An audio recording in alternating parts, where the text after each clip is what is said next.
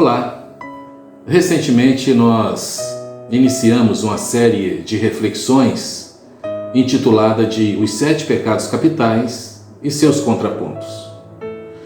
Na primeira reflexão nós tratamos do orgulho, o primeiro pecado capital. Na segunda reflexão, a inveja, o segundo pecado capital.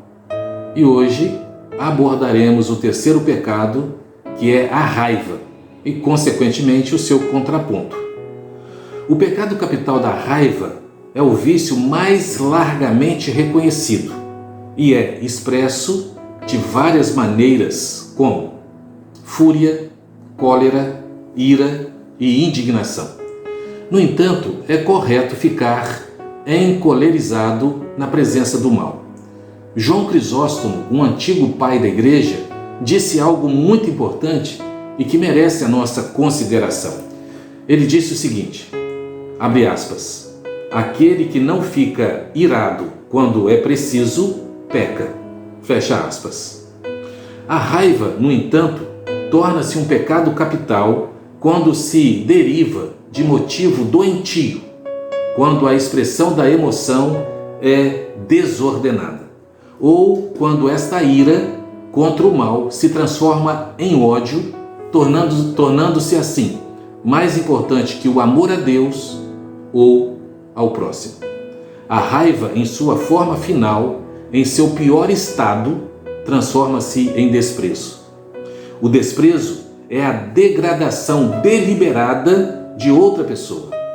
É a negação completa de sua dignidade. O contraponto do pecado mortal da raiva é encontrado em duas bem-aventuranças.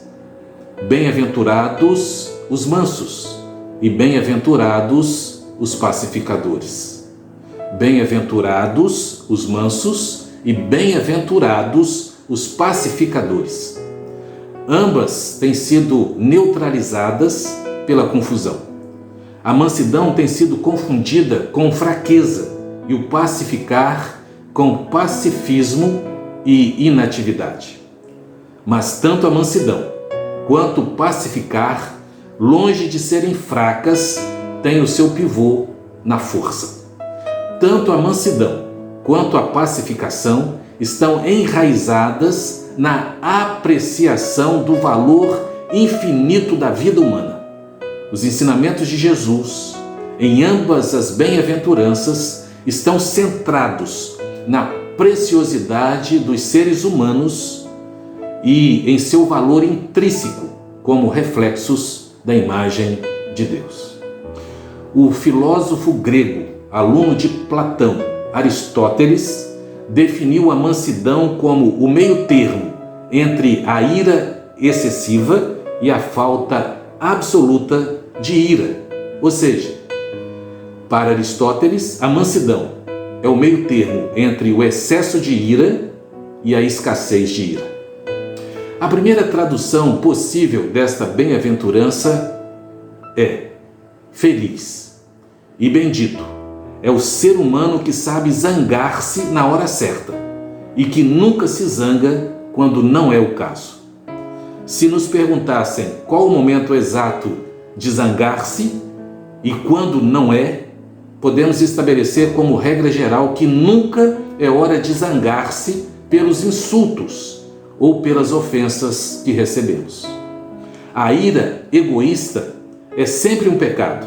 Todavia, a ira altruísta pode ser uma das grandes molas morais da dinâmica moral de nosso mundo. A mesma palavra traduzida do grego para o português por manso era também o termo que se usava para designar o animal domesticado, que tinha sido educado para que obedecesse à voz do seu dono, que obedeceu às indicações das rédeas. É a palavra que corresponde ao animal que aprendeu a aceitar o controle do homem. Portanto, a segunda tradução possível desta bem-aventurança é feliz e bendito é o ser humano, cujos instintos, paixões e impulsos estão sob controle, que aprendeu a dominar-se. É necessário que fique bem claro que não se trata da bem-aventurança do ser humano que sabe controlar-se a si mesmo, porque o autodomínio é um ideal moral que está além das possibilidades comum dos mortais. Trata-se, portanto, da bem-aventurança do homem dirigido por Deus.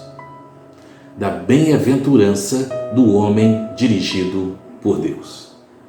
Mas ainda há outra via de acesso a esta bem-aventurança. Os gregos sempre contrastavam a mansidão com o orgulho. A verdadeira mansidão descarta por completo o orgulho. Sem humildade não pode haver amor, porque o princípio do verdadeiro amor é o sentimento de indignidade. Mansidão descreve a humildade, a aceitação da necessidade de aprender e da necessidade de ser perdoado. Descreve a única atitude possível do homem para com Deus. Assim, uma terceira possível tradução desta bem-aventurança seria: feliz e bendito é o ser humano que possui humildade suficiente para reconhecer sua total incapacidade. Esta humildade ou mansidão, diz Jesus, herdará a terra. Esta humildade ou mansidão, diz Jesus, herdará a terra. É fato demonstrado pela história que os que podem exercer o controle sobre si mesmos, os que aprenderam a disciplinar seus instintos, paixões e impulsos, são aqueles que possuíam verdadeira grandeza. Foi a ausência dessa qualidade o que constituiu a ruína de Alexandre o Grande, quando, por exemplo, em um ataque de ira, em meio de uma bebedeira, arrojou uma lança e matou o seu melhor amigo. Tragédia. Mas eu quero concluir nossa reflexão dizendo que Jesus foi o exemplo máximo de alguém que podia governar os outros porque sabia governar-se a si mesmo. De alguém que sabia servir a outros porque sabia controlar-se a si mesmo. De alguém que sabia controlar os outros porque sabia controlar a si mesmo. Portanto, Jesus será sempre o exemplo a ser seguido. Precisamos diariamente olhar para a cruz. Precisamos diariamente olhar para Jesus. Ele é o autor e o consumador da nossa fé. E eu te convido a pensar, a refletir sobre tudo o que eu te disse. Mas faça isso com urgência, porque uma vida à parte de Jesus é uma vida que não vale a pena.